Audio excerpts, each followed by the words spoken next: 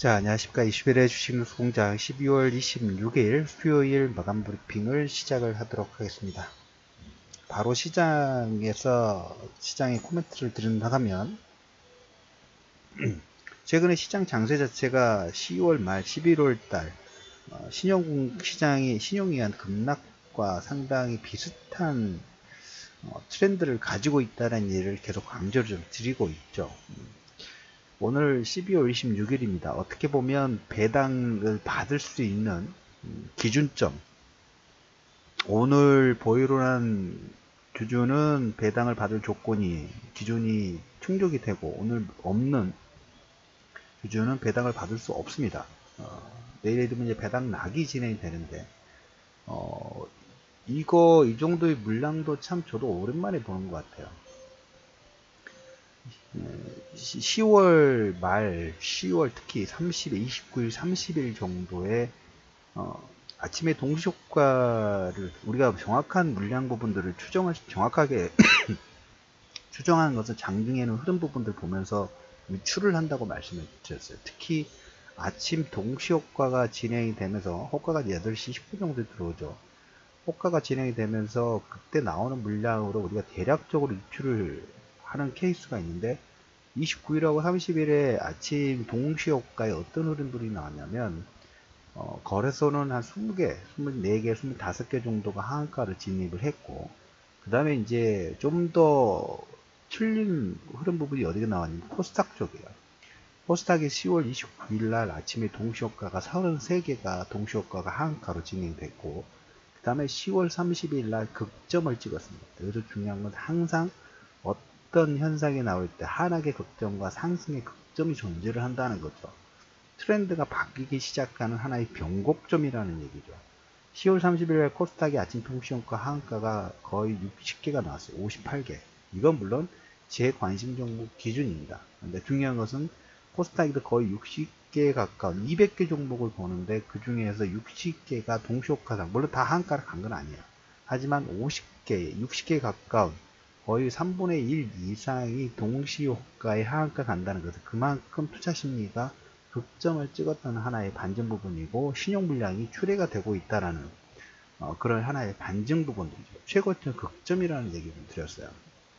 그 이후에 거의 뭐 2조 원에 가까운 물량이 단기적으로 개인들이 물량이 털리면서 신용 물량에 의한 오버슈팅 하락이 끝났던 하나의 변곡점의 트리거가 됐던 게 하나의 그 수급이었습니다. 10월 말 11월 달과 지금 그 시점에서 우리는 역발상으로 시장 접근 부분들을 해야 되는 얘기를 굉장히 강조를 많이 드렸죠. 그리고 그때 하루 만에 장보고 6호를 편입 부분을 진행해 가지고 바로 11월 말에 이제 목표 청산 부분들을 진행했죠. 자, 그때는 코스닥의 신용 물량 자체가 하한가 동시효과상이에요. 60개 정도 하한가를 갖고, 오늘은 뭘로 특징이 보이냐? 개인들이 코스닥과 코스피 저 정도 물량은 역대 최고치가 아닐까. 물론 두 가지 요건 부분들이 동시다발적으로 반영이 되면서 하락을 만들긴 했습니다. 첫 번째, 지난주부터 자세하게 설명드렸던 대주의 자격 요건 관련된 부분들이 배당을 받고 안 받고가 중요한 게 아니라, 그 자격 요건이 들었을 때 매도를 해야 되는 세금 자체의 기준점이 틀려진다는 얘기를 드렸죠. 그러다 보니까 12월 달부터 거의 2주 이상 정도 개인들이 한 1조 2천억 정도, 지난번 방송에서 제가 설명드릴 때 개인들이 한 1조 2천억 정도 매도를 하고 있다는 얘기를 강조를 드렸어요. 오늘 코스닥과 코스피 양쪽 시장을 하면 거의 얼마 정도 되면 8천억 정도의 매도 물량이 나왔어요. 이 현상 부분들은 물론 외국인과 기관이 지금 쌍끌이, 기관은 현물 쪽에 3천억 쪽, 양쪽 시장에 3천억 정도, 외국인들은 현물 쪽에서 큰 폭은 아니지만 선물 쪽에서 6천기억 정도 매수가 들어오면서 외국인과 기관이 쌍끌이 매수를 해가지고 물량을 받고 개인들은 8천억 쪽 매도를 하는 이 현상. 10월 30일 날 아침에 동시효과에서 거래소가 30개 정도, 그 다음에 코스닥이 거의 60개 가까운 하한가가 진행이 되면서 그 물량이 털리는 그런 현상이 변곡점하고 현재 시점하고 상당히 일맥상통한다는 거죠. 근데 또 오늘 보니까 장중에 코스닥 레버리지 21선 돌파가 근접이 되고 있어요. 넌센스죠. 수급적인 측면에서 분명히 넌센스를 보이고 있어요. 그 보이는 현상 자체는 지수가 하락이 나오고 해외 시장이 시끄럽다 하니까 우리가 느끼는 체감 부분들은 커질 수밖에 없어요. 근데 불과 한 달, 두 달 전 10월 말에 느꼈던 신용불량의 공포에 비하면 글쎄 지금의 흐름 부분들은 별로 그렇게 크진 않아요. 단지 하지만 그 강도 부분에서는 물론 10월 달에 훨씬 더 컸죠. 10월 말하고 11월 달에 신용불량 털리는 게. 근데 물량 자체는 제법 크게 나왔다는 거죠. 거의 단기적으로 얼추 잡아서 2조 원에 가까운 물량이 대주주 자격 요건 부분을 회피하려는 게 첫 번째. 그 다음에 두 번째, 시장에 뭔가 변동성이 나오니까 또 박스권 하단 부분에서 또 하락 나오지 않을까 하십니다. 동시다발적으로 집중이 되면서 그냥 쉽게 요즘에는 1조에서 2조 정도 개인 물량이 탈탈탈 털리고 있다는 거예요. 고가에 지금 텅텅 비었어요. 외국인과 기관은 그거와 상관없이 물량을 다 받고 있죠. 이게 중요한 부분이에요. 개인들은 어떻게 보면 휴먼 인덱스와 물량이 털리냐, 털릴 수밖에 없는 조건 부분들이 계속 만들어주는 사실인데, 거기에 뭐 외국인과 기관이 만약에 손을 넣고 방관하는 현상 부분을 보인다 하면 이게 좀 문제가 될 수도 있겠죠. 근데 그런 모습이 아니에요. 외국인 기관은 땡큐 물량을 받고 있는 부분들이 진행되고 있고, 코스닥 레버리지는 은근슬쩍 21선 돌파 부분을 근접하고 있는 상반된 흐름 부분들이죠. 명확하게 잘 보셔야 돼요. 개인 매도 최고점 하루에 양쪽 시장에서 8천억, 어마어마한 그 물량이에요. 그건 정말 어마어마한 물량입니다. 이 물량이 하루 만에 나왔어요. 변곡점이 될 가능성이 아주 높습니다. 오늘 종목군별로 보면 아무래도 이제 개인들이 양쪽 시장에서 8천억에 가까운 매도 부분들을 계속 추리하다 보니까 종목군이 올라오면 밀어버리고 올라오면 밀어버리고 그런 현상 부분이 나왔던 건 사실이에요. 왜? 개별 종목군들 이렇게 매도를 진행하는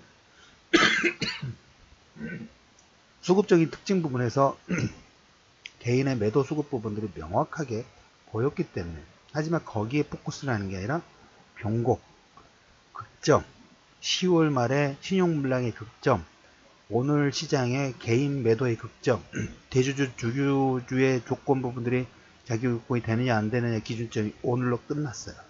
그러면 그로 인한 개인들의 매도 부분들도 이제 일단락이 됐다라는 흐름 부분들로 보실 필요가 있어요. 변곡의 가능성 부분이 상당히 크다라는 얘기를 첫 번째 좀 드려보도록 하겠고, 개인 매도 하루 만에 8천억 기억하셔야 됩니다. 근래 보기 힘든 매도예요.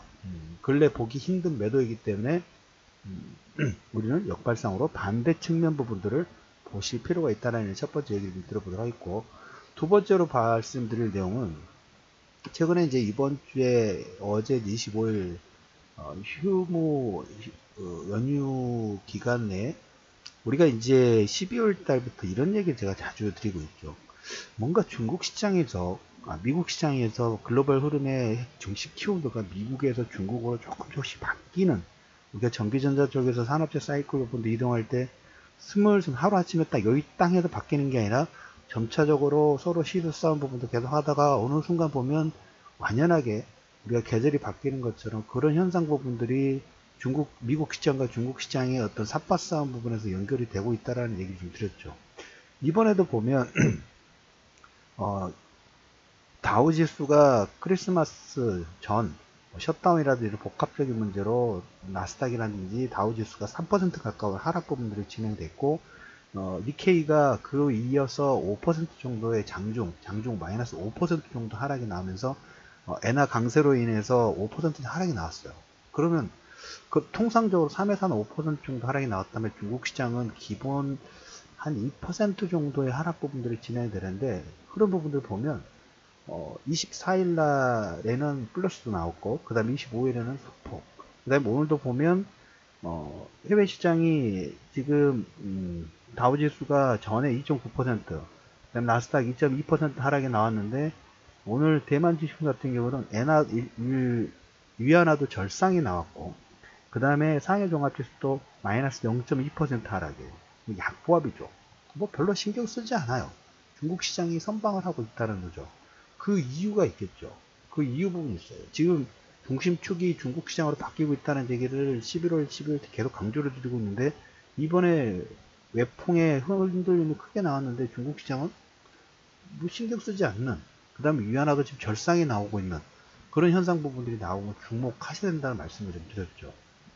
오늘 이하나도 0.1% 절상 공시가 나왔고 2025년도까지 VR 개발 지원 정책적인 부분들이 나오고 여기에 지금 보시면 최근에 이제 중국의 국가발전개혁위원회 상무부가 시장 진입 네거티브 리스트를 발표를 했습니다. 기존 300개에서 150개로 대폭 규제 완화 부분들이 진행하고 있는 게 첫 번째고, 두 번째로 이제 중국하고 미국이 서로 무역 협상 관련된 내용 부분들, 특히 계속 지금 마감 브리핑에서 중국의 지재권, 중국 경적 회의하고 그다음에 중국 전인대 상부위원회에서 특허법 개정안, 그다음에 그 지재권 관련된 내용들이 지금 초안이 바뀌고 있다. 이런 얘기를 드렸는데, 미국에서도 여기에 어떤 내용 부분들이 발표가 나왔을 때 막 그것을 안 된다, 그거밖에 안 되느냐 이런 코멘트를 하는 게 아니라 지금까지 발표된 내용들 보면 뭐 중국 상무부라든지 미국의 차관급들이 이 코멘트 하는 거 보면 새로운 진전이 진행되고 있다, 긍정적인 표현 부분들을 하고 있다는 게 하나의 핵심 키워드가 좀 되겠죠. 그러다 보니까 중국 시장이 어떻게 되나요? 다른 나라 시장 부분들 빠지는 거 별로 신경 쓰지 않아요. 우리나라 시장도 보면 오늘 뭐 1% 정도 하락폭이 나왔습니다만은 그래도 영향권이 어디 쪽에 많이 가까워요? 중국 쪽에 가깝다는 거죠. 별로 신경 쓰지 않는다는 거죠. 그리고 셧다운 같은 경우도 보면 지금 오늘 그 사진에 주말에 이게 24, 25 트럼프가 트윗에 어떤 걸 올렸는가? 24일 날 10개 이상의 트위터를 올렸어요.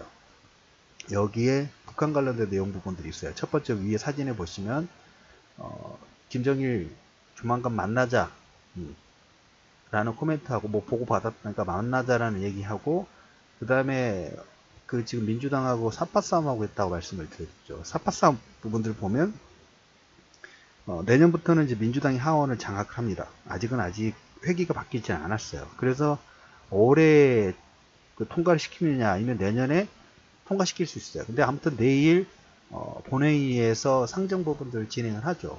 그러다 보니까 셧다운은 사파 싸움의 연장선상에 있고, 올해 진행하느냐 아니면 내년 정의하느냐에 민주당 같은 그런 카드의 그 연장선에 있죠. 근데 그러다 보니까 지금 내일이면 다시 휴가 기간이 끝나고 다시 시작되는데 지금 셧다운 상태 유지되다 보니까 이 불안 심리가 계속 자극이 좀 되고 있죠. 그렇게 큰 문제는 아니고 예산에서 그냥 단기 합의 부분들을 하면 되긴 합니다. 그러다 매티스의 국방부 장관의 경질이라든지 그 다음에 예산안 통과라든지 이런 복합적인 문제를 제가 해외 쪽에서 풀 수 있을 거라고 봐주죠. 그래서 시리아 철군하고 그 다음에 남북 경협 관련돼서 북미 정상회담의 내용 부분이 진행될 수 있다는 얘기를 드렸는데 그 흐름대로 가고 있어요. 그러니까 민주당하고는 계속 시끄러울 수밖에 없어요. 예산에 대해 기싸움 부분, 다음 차기 2년 동안의 주도권 싸움 부분들이니까 그 현상이 셧다운으로 나오고 있고, 그 셧다운의 반발작용으로 북미 정상회담의 가속화, 주한미군의 철수, 그다음에 주한미군의 분담금 문제 부분들이 동시다발적으로 나올 수 있다고 말씀드리죠. 그렇게 진행되고 있어요. 셧다운의 움직임은 시장의 변동성을 만드는 단기적인 요건이 될 수 있는 가능성이 자체가 크기 때문에 여러분들이 계속적으로 봐야 될 것은 어디다? 중국이라는 거예요. 중국의 개혁 개방 관련된 부분, 특허법 관련된 부분, 그 다음에 개방 확대 규제 완화 부분들의 트렌드를 가지고 있기 때문에 12월 달에 변동성이 만들었던 대주주 작용 요건의 문제가 일단락이 됐고, 그 다음에 미국과 중국의 무역협상 부분들이 논의가 지금까지 뭐 트러블이 없어요. 물론 화해권 부분들이 있습니다만 그 외로 표출된 게 아직은 없다라는 게 중요한 부분이에요. 그러다 보니까 글로벌 시장에서 2%, 3% 정도 지수의 급등락급이 나오는데도 불구하고 중국 증시는 덤덤하게 시장 부분들을 보고 있다는 거예요. 그 중국 증시도 바닥을 찍었다는 얘기 드렸고, 유가도 바닥을 찍었다는 얘기 드렸고, 다우지수도 어제 보면 물론 밑에 반등 하락폭 부분들 조금 더 나올 수 있는 여지 부분도 있습니다만은 한 3% 정도 전후 이게 3에서 5% 정도의 하락 부분이 나오면 바닥에 오버슈팅 부분이 나오기 때문에 중국 유가, 그 다음에 하나 더 상해종합지수, 그리고 단기적으로 봤던 우리가 미국 국채 수익률 관련된 부분들 있죠. 미국 국채 수익률 관련된 부분에서 미국 2년물이 2.543입니다. 그 다음에 3년물이 2.531인데 2년물하고 5년물 차이가 상당히 오버슈팅 나오면서 바꿔지면서 문제가 됐다면 미국 2년물이 2.544인데 5년물이 2.557로 정상화가 됐어요. 3년물은 지금 과도기에서 지금 시간이 조금 더 걸리는 건데 2년물하고 5년물이 바뀌기 시작해 정상화 과정 부분으로 진입됐다는 것도 여러분 체크할 필요가 있어요. 왜? 한 달 정도 전후에 이게 꼬였기 때문에 시장이 단기적으로 출렁거림도 만들었던 하나의 변동성을 만들었던 요건 자체였는데 이 3년물은 아직 좀 남아있긴 합니다만 2년물과 5년물이 정상화 과정으로 단기채가 좀 더 비싸야 되겠죠. 근데 전에는 장기채보다 단기채가 FMC 회의를 앞두고 더 높아서 시장에서 불안 심리를 자극했다면 지금은 2년물하고 5년물이 이미 정상화가 됐어요.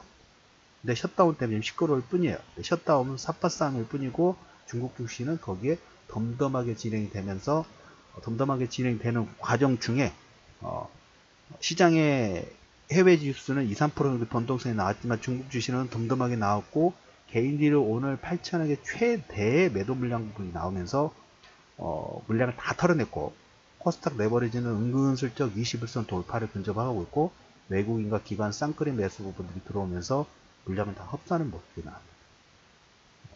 기관 메이저 쪽의 방향 부분들은 명확하게 보이고 있고 개인도 명확하게 보여주고 있어요. 휴먼 인덱스는 명확하게 보여주고 있으면서 10월달 신용 물량이 틀렸던 것과 그대로 비슷한 케이스가 진행이 되고 있다는 얘기를 들으면서 12월 26일 이슈면의 주식 뉴스 공장 마감 브리핑을 마무리하도록 하겠습니다.